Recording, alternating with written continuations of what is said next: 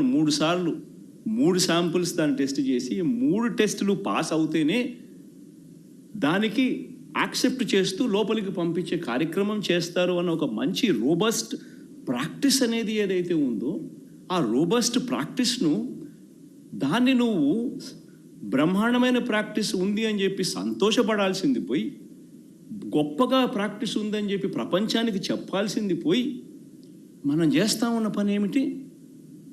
అబద్ధానికి రెక్కలు కడతా ఉన్నాం, జరగనట్టుగా చెప్తా ఉన్నాం.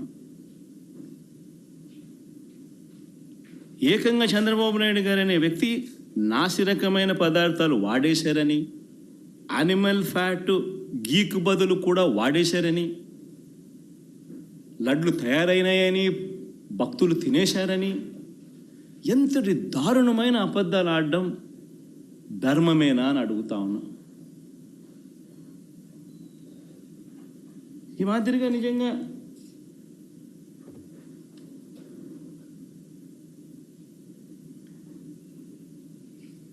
ఆశ్చర్య కలిగించే విషయం ఇంకొకటి చెప్పాలి. అసలు ఈ రిపోర్టు రిజెక్ట్ అయిన రిపోర్టు మొట్టమొదటిసారి జూలై 12వ తారీఖున, అంటే ఎవరి హయాంలో, ఎవరు ముఖ్యమంత్రి? జూలై 12వ తారీఖున శాంపుల్స్ తీసుకున్నారు. అంటే ఎవరు ముఖ్యమంత్రి, ఎవరి హయాంలో ఇది? చంద్రబాబు నాయుడు గారు సాక్షాత్తుగా ముఖ్యమంత్రిగా ఉన్న హయాంలో. ఆయన జూన్ 4న ఎన్నికల్లో రిజల్ట్స్ అయినాయి. జూలై 12 ఆయనే ముఖ్యమంత్రి. ఆయన ముఖ్యమంత్రిగా ఉండగా శాంపుల్స్ జూలై 12వ తారీఖున శాంపుల్స్ తీసుకున్నారు. వచ్చిన ట్యాంకర్, ఒక ట్యాంకర్ తిరుపతికి ఆ టైంలో వస్తే, ఈ నెయ్యి సప్లై చేసే ట్యాంకర్ వస్తే దాంట్లో నుంచి శాంపుల్స్ తీసుకున్నారు.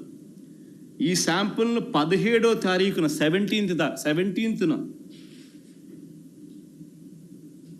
అంటే వాళ్ళ టెస్టులన్నీ చేసి, ఆ 3 టెస్టులు అక్కడే వాళ్ళు చేస్తారు. చేసిన ఆ టెస్టులు సరిగ్గా రాలేదు కాబట్టి ఆ శాంపుల్స్ను 17వ తారీఖున NDDBకి పంపించినారు, నేషనల్ డైరీ డెవలప్మెంట్ బోర్డుకు. వాళ్ళు 23వ తారీఖున రిపోర్ట్ ఇచ్చినారు. రిపోర్ట్ ఇచ్చినారు జూలై 23న. అవును, రిజెక్ట్ అయింది. నేను ఒకటే అడుగుతా ఉన్నా, జూలై 23వ తారీఖు నుంచి 2 నెలలు చంద్రబాబు నాయుడు ఏం చేస్తూ ఉన్నాడు? 2 నెలల తర్వాత ఇప్పుడు చంద్రబాబు నాయుడు గారి 100 రోజుల పరిపాలన మీద అడ్వర్టైజ్మెంట్ ఇచ్చినప్పుడు ప్రజలు సూపర్ 6 ఏమైంది, సూపర్ 7 ఏమైంది అని చెప్పి ప్రజలు చంద్రబాబు నాయుడు నిలదీస్తూ ఉన్నప్పుడు టాపిక్ డైవర్ట్ చేసేందుకు జూలై 23వ తారీఖున ఇచ్చిన రిపోర్టును ఇప్పుడు తీసి ఆ రిపోర్టును వక్రభాష్యం చేస్తూ ఆ రిపోర్ట్లో నుంచి ఈ మనిషి నోటికి వచ్చినట్టుగా, ఇష్టం వచ్చినట్టుగా అబద్ధాలు ఆడడం మొదలుపెట్టాడు. ధర్మమేనా అని అడుగుతా ఉన్నా. ఇంకొకటి ఆశ్చర్యకరమైన విషయం కూడా చెప్పాలి. ఆశ్చర్యకరమైన రిపోర్ట్ ఏంటంటే, పోనీ రిపోర్ట్ ఏమిటి అని ఒకసారి చూద్దాం. ఇది రిపోర్ట్.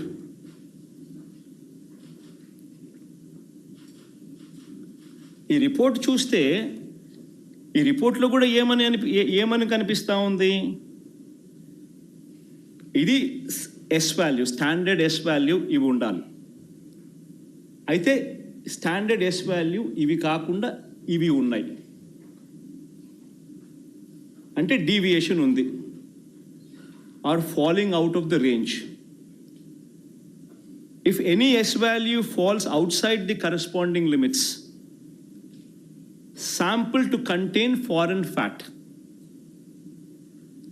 అని చెప్తా ఉన్నారు. However, under the circumstances listed before, a false positive result can be obtained అని కూడా చెప్తా ఉన్నారు. What are those kind of circumstances అని చూస్తే, if the sample is obtained from bovine milk other than cow's milk, If the sample is obtained from cows which received an exceptionally high feeding of pure vegetable oils such as repressed oil, cotton or palm oil, etc. Exception చెప్తాను. Or if sample is obtained from cows suffering from serious underfeeding, or if the sample is obtained from cheeses,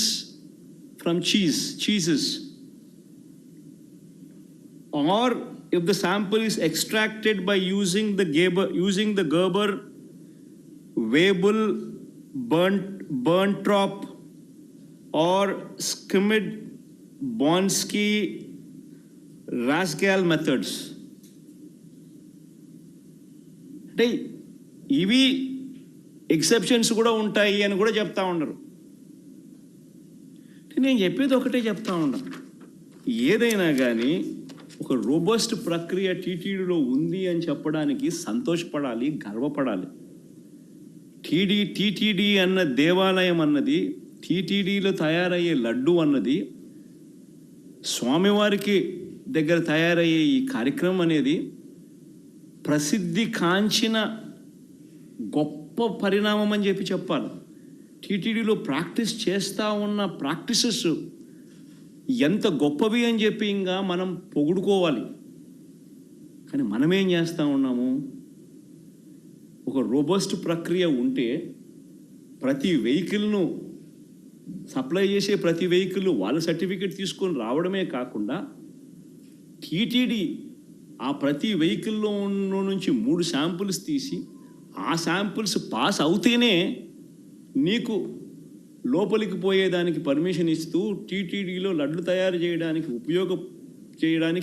ఉపయోగపెట్టే పరిస్థితి ఉంది అని చెప్పి తెలిసినప్పుడు, ఇంత గొప్ప practice ఉన్నప్పుడు, ఇంత గొప్ప పరిస్థితి ఉన్నప్పుడు క్రెడిట్ తీసుకోవాల్సింది పోయి మనమేం చేస్తూ ఉన్నాము, అబద్ధానికి రెక్కలు కడతా ఉన్నాం. రెక్కలు కడుతూ ఇవన్నీ శాంపుల్స్ ఇవన్నీ టెస్టుల్లో ఫెయిల్ అయినా కూడా వాడేసినారు, లడ్ల కింద తయారీ చేసేసినారు, ప్రజలకై భక్తులకై పంచిపెట్టినారు, భక్తులు అలాంటి లడ్లు తిన్నారు అనే ఒక ముఖ్యమంత్రి స్థానంలో ఉన్న వ్యక్తి టీటీడీ వెంకటేశ్వర స్వామి గుడిని అపవిత్రత పాలు చేస్తూ అక్కడ తయారు చేసే ప్రక్రియను అభాస్పాలు చేస్తూ మన గుడిని, మన వెంకటేశ్వర స్వామిని మనం తగ్గించుకుంటున్నాం.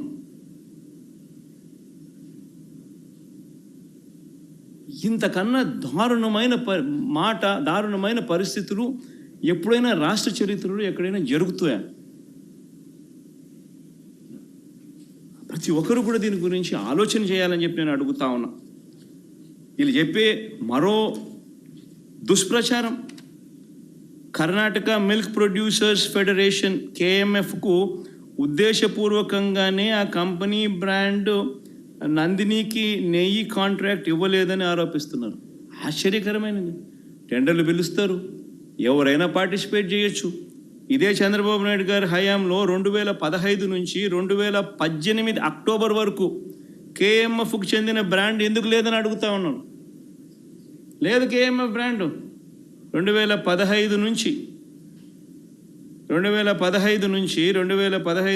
2018 అక్టోబర్ వరకు మరి ఎందుకు లేదు?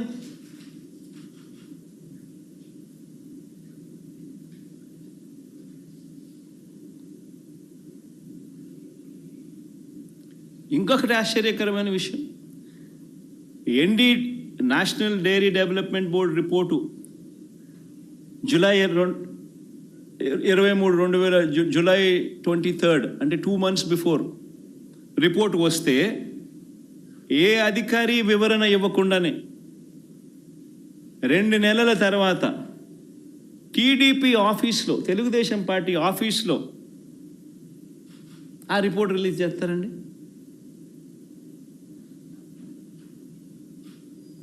అదే 100 రోజుల ఈయన పాలన మీద అడ్వర్టైజ్మెంట్ ఇచ్చిన రోజు.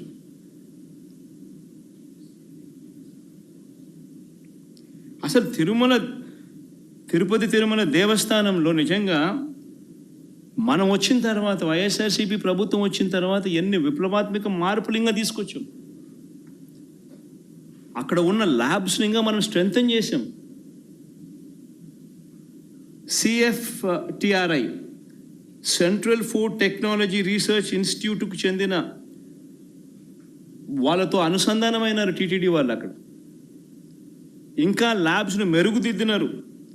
అక్కడ నుంచి సీనియర్ ఉద్యోగుల్ని కూడా రిక్రూట్ కూడా పెట్టుకున్నారు. ఇంకా అక్కడ ప్రతి అడుగులోనూ కూడా టీటీడీ బోర్డు అనేది నిజంగా ఒక విశిష్టమైన బోర్డు. టీటీడీ బోర్డు అన్నది నాకు క్యాబినెట్ కూర్పు చేయడం ఈజీ, టీటీడీ బోర్డు కూర్పు చేయడం ఇంకా కష్టం.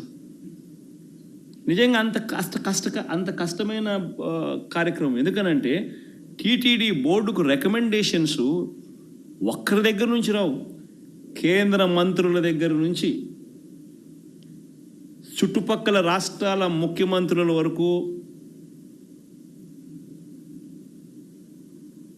చుట్టుపక్కల రాష్ట్రంలో ఉన్న ప్రతిపక్ష పార్టీలు సైతం